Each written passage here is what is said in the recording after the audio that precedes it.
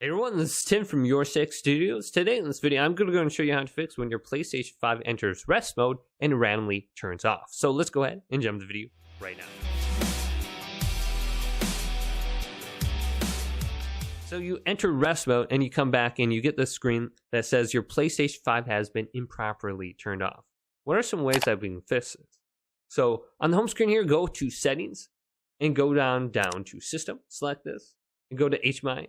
And go to HDMI device link and turn this off. So I suggest turning off HDMI device link.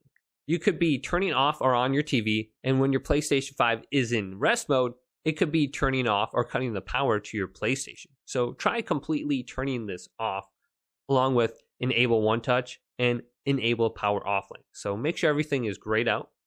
Then go to the left and go on down to power save. And then go to features available in rest mode. And go to supply power to USB ports.